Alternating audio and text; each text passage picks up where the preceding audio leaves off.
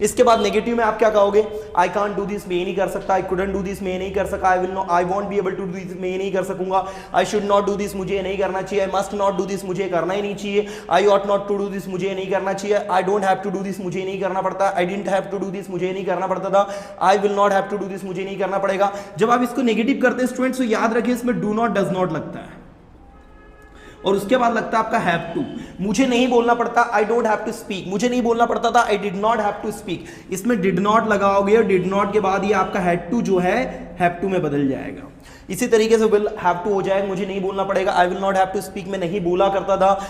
I used not to speak, मुझे बोलने की जरूरत नहीं है। I used not to speak, और मुझे बोलने की जरूरत नहीं है। I need not to speak, और मुझ में बोलने की हिम्मत नहीं है। I dare not to speak. So that's very easy guys. Now you can see over here we have practiced tenses and 12 modals. Now what we have to do, we have to practice to be and to have, and they are very much simple actually. बहुत आसान है वो भी। इसी तरीके से उनको भी प्रैक्टिस करेंगे आप। verb of to be मतलब कि सिंपल जो भी सेंटेंस आप बोलना चाहे।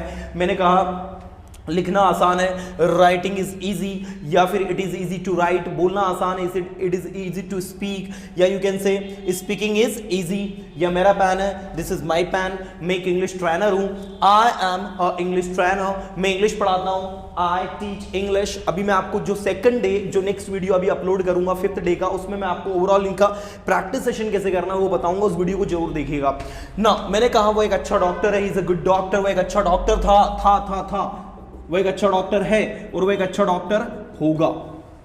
Now you can see students, वो एक अच्छा डॉक्टर है, he is a good doctor। वो एक अच्छा डॉक्टर था, he was a good doctor। वो एक अच्छा डॉक्टर होगा मीन्स फ्यूचर की बात कर रहे हैं हम लोग। he will be a good doctor। वह कल बिजी होगा, he will be busy tomorrow, right. इसी तरीके से जो चीज हमारे पास है, राइट, उसके लिए हम लोग यूज करते हैं टू हैव। जैसे आपने कहा मेरे पास सब कुछ है, आई हैव एवरीथिंग। मेरे पास सब कुछ था मतलब आई हैड एवरीथिंग, और मेरे पास सब कुछ होगा, आई विल हैव एवरीथिंग। इनको नेगेटिव कैसे करना है ऑलरेडी प्रीवियस वीडियो में बहुत अच्छे से बता चुका हूं। इसमें डू डज नॉट लगता है, इसमें डिड नॉट लगता है नेगेटिव करने पर। इसमें तो विल के बाद आप जस्ट नॉट लगाते हो। इसके बाद में आप जब इनको प्रैक्टिस कर लोगे, फिर आपको प्रैक्टिस करना है स्टूडेंट्स इंपेरेटिव सेंटेंस को प्रैक्टिस करना है। अब आपको ये इंपेरेटिव सेंटेंस को कैसे प्रैक्टिस करना है, तो V1 प्लस ऑब्जेक्ट। आपको ऐसे सेंटेंसेस बोलने हैं जिनकी शुरुआत वर्ब से हो रही है। जैसे आपने एक सेंटेंस कहा वहां जाइए, तो आप इंग्लिश में कहेंगे गो देयर। यहां आइए, कम हियर। इंग्लिश सीखिए, लर्न इंग्लिश। इंग्लिश बोलिए, स्पीक इंग्लिश। इंग्लिश मत बोलिए, डोंट स्पीक इंग्लिश। मराठी मत बोलिए भाई, ये इंग्लिश स्पोकन का बैच है, मराठी नहीं बोलना है आपको। This is English spoken batch, you don't have to speak Marathi here, so don't speak Marathi here, don't speak Hindi here, don't speak French here, right ना। वहां मत जाओ, डोंट गो देयर। उसकी मदद मत करो, डोंट हेल्प हिम। उसकी मदद कभी मत करो, कभी मत के लिए लगेगा नेवर हेल्प हिम। और हमेशा उसकी मदद करो, हमेशा के लिए लगेगा ऑलवेज हेल्प हिम। हमेशा दूसरों की मदद करो, ऑलवेज हेल्प अदर्स। हमेशा वहां जाओ, ऑलवेज गो देयर। हमेशा यहां आओ, always come here. And here, चलो हम इंग्लिश सीखें। तो आप इंग्लिश में कहेंगे स्टूडेंट्स, चलो हम सेंटेंसेस बनाएं, लेट्स मेक सेंटेंसेस। चलो हम दूसरों की मदद करें, लेट्स हेल्प अदर्स।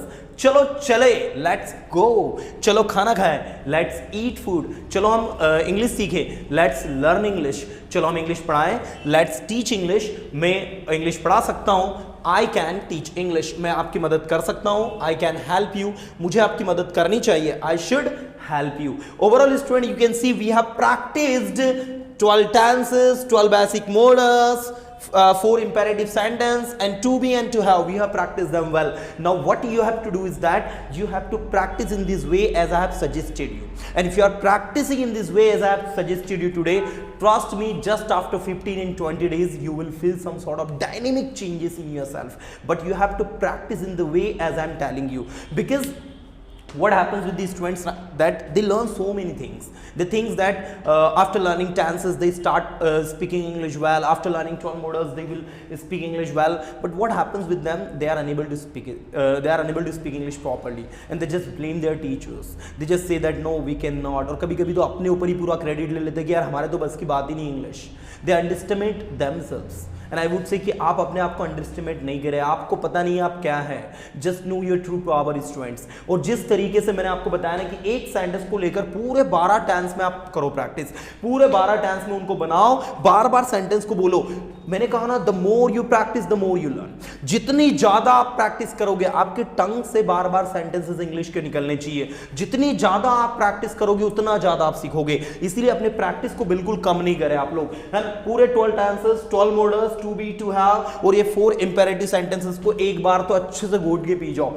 घोट के पीना मतलब समझ रहे हो ना, मतलब कि सारी चीजें बहुत अच्छे से आपको आ जानी चाहिए। मुझे अच्छे से याद है जब हमको हमारे टीचर हमको स्कूल में पढ़ाते थे तो हमको कहते थे कि यार इनको घोट के पी जाओ। तो आई होप कि आप लोग भी इस कंसेप्ट को अप्लाई करोगे कि इसको घोट के पी जाओ, मतलब कि इसको अच्छे से लर्न कर लो। जब आप किसी से बातचीत करो राइट, तो आप लोग जो है इनको प्रैक्टिकली यूज तभी कर पाओगे। देखो क्या होता है, हम जानते बहुत कुछ है लेकिन अपने आप को एक्सप्रेस जब करते हैं ना तो बहुत कम कर पाते हैं। ये वो कंसेप्ट हो गया कि we know much but express less. और कुछ लोग ऐसे भी होते हैं जो जानते कम है लेकिन एक्सप्रेस अपने आप को बहुत बड़े लेवल पर करते हैं, क्योंकि उनका जो एक्सप्लेनेशन पावर होता है बहुत ज़्यादा अच्छा होता है। इसलिए ये टेक्निक आप लोगों को भी गेन करनी है, और ये टेक्निक आती है स्टूडेंट्स प्रैक्टिस से, ये टेक्निक आती है ज़्यादा से ज़्यादा बोलने से। आपने देखा होगा कि जो लोग ज़्यादा बोलते हैं वो बहुत ज़्यादा किसी चीज़ को डीपली एक्सप्लेन करते हैं। उसका रीज़न ही यही होता है कि उन लोगों ने उस पर महारत हासिल करके रखा है, उनको पता है कि मुझे छोटी सी बात को कैसे बड़ा चढ़ा के एक्सप्लेन करनी है। तो स्टूडेंट्स, उम्मीद करता हूँ कि आज के इस वीडियो लेसन में मैंने आपको एक छोटी सी आपकी मदद करी होगी, जिसमें मैंने आपको बताया है कि कैसे आपको इंग्लिश की अच्छे से प्रैक्टिस करनी। उम्मीद करता हूं कि 4th डे में आपने बहुत कुछ सीखा होगा। अगले सेशन में फिर मिलूंगा कुछ नए चीजों के साथ में, तब तक के लिए tata bye, have a good day.